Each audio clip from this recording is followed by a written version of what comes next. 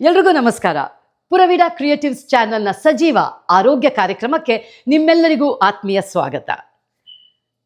ದಿನಕ್ಕೆ 3 ಹೊತ್ತು ಆರೋಗ್ಯಕರವಾದ ಆಹಾರವನ್ನು ಸೇವಿಸುವ ಅಭ್ಯಾಸ ಬಹಳ ಕಷ್ಟ. ಕನಿಷ್ಠ ಪಕ್ಷ 1 ಹೊತ್ತಾದ್ರೂ ಆರೋಗ್ಯಕರವಾದ ಆಹಾರವನ್ನು ಸೇವಿಸುವ ನಿಟ್ಟಿನಲ್ಲಿ ನಾನು 2 ರೀತಿಯ ಪಾನೀಯಗಳನ್ನು ತಯಾರಿಸ್ಕೊಳ್ತೀನಿ. ಒಂದು ಹಸಿರು ಪಾನೀಯ, ಮತ್ತೊಂದು ಕೆಂಪು ಪಾನೀಯ. ಹಸಿರು ಪಾನೀಯಕ್ಕೆ ಬೇಕಾಗುವಂತಹ ಹಣ್ಣು ತರಕಾರಿಗಳು ಸೌತೆಕಾಯಿ, ಹಸಿರು ಸೇಬು, ಪಾಲಕ್ ಸೊಪ್ಪು, ಸಿಲರಿ, ನಿಂಬೆಹಣ್ಣು ಮತ್ತು ಹಸಿ ಶುಂಠಿ. ಕೆಂಪು ಪಾನೀಯಕ್ಕೆ ಬೇಕಾಗುವಂಥ ಸಾಮಗ್ರಿಗಳು ಬೀಟ್ರೂಟ್, ಕ್ಯಾರೆಟ್, ಕೆಂಪು ಮೂಲಂಗಿ, ಕೆಂಪು ಸೇಬು, ಬೇಕಾದರೆ ನಿಂಬೆಹಣ್ಣು. ಈ ಎಲ್ಲ ಹಣ್ಣು ತರಕಾರಿಗಳನ್ನು ತೊಳೆದು ಸಿಪ್ಪೆ ತೆಗೆದು ಕತ್ತರಿಸಿ ಇಟ್ಕೊಳ್ಳಿ.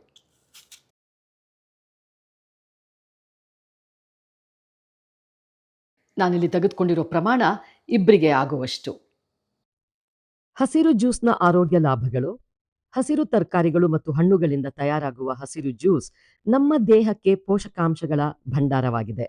ಪಾಲಕ್, ಸೌತೆಕಾಯಿ, ಸೆಲರಿ, ಹಸಿರು ಸೇಬು ಮುಂತಾದವುಗಳಿಂದ ತಯಾರಿಸಿದ ಜ್ಯೂಸ್ ದೇಹವನ್ನ ಡಿಟಾಕ್ಸ್ ಮಾಡುತ್ತೆ. ಇದು ಜೀರ್ಣಕ್ರಿಯೆಯನ್ನು ಸುಧಾರಿಸಿ ರೋಗ ನಿರೋಧಕ ಶಕ್ತಿಯನ್ನು ಹೆಚ್ಚಿಸುತ್ತೆ.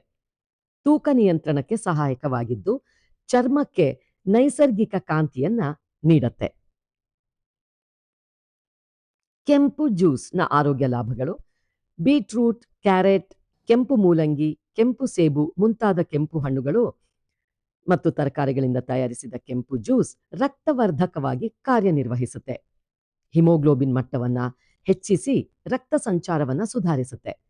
ಹೃದಯ ಆರೋಗ್ಯಕ್ಕೆ ಒಳ್ಳೆಯದು ಮತ್ತು ರಕ್ತದೊತ್ತಡವನ್ನ ನಿಯಂತ್ರಿಸಲು ಕೂಡ ಸಹಾಯ ಮಾಡುತ್ತೆ. ಈ ಜ್ಯೂಸ್ ಶಕ್ತಿಯನ್ನ ಹೆಚ್ಚಿಸಿ ದೇಹದ ದೌರ್ಬಲ್ಯವನ್ನ ಕಡಿಮೆ ಮಾಡುತ್ತೆ. ಜೊತೆಗೆ ಚರ್ಮ ಮತ್ತು ಕೂದಲಿನ ಆರೋಗ್ಯಕ್ಕೂ ಕೂಡ ಅತ್ಯಂತ ಲಾಭಕಾರಿ. ಆರೋಗ್ಯಕರವಾದ ಹಸಿರು ಪಾನೀಯ ಹಾಗೂ ಕೆಂಪು ಪಾನೀಯ ತಯಾರು. ಟೆಕ್ಸಸ್ನ ಈ ಬೇಸಿಗೆಗೆ, ಈ ಉರಿ ಬಿಸಿಲಿಗೆ ಈ ಪಾನೀಯ ತುಂಬ ತಂಪಾಗಿರುತ್ತೆ. ಇದು 2 ಪಾನೀಯನ ಒಂದೇ ದಿನ ಕುಡಿಯೋದಿಲ್ಲ ನಾನು. ಇವತ್ತು ಹಸಿರು ಕುಡಿದ್ರೆ ನಾಳೆ ಕೆಂಪು, ಮತ್ತೆ ನಾಡಿದ್ದು ಹಸಿರು, ಈ ರೀತಿಯಾಗಿ ದಿನ ಬಿಟ್ಟು ದಿನ ಈ ಪಾನೀಯವನ್ನು ಕುಡಿಯೋ ಅಭ್ಯಾಸವನ್ನು ನಾನು ಇಟ್ಕೊಂಡಿದ್ದೀನಿ.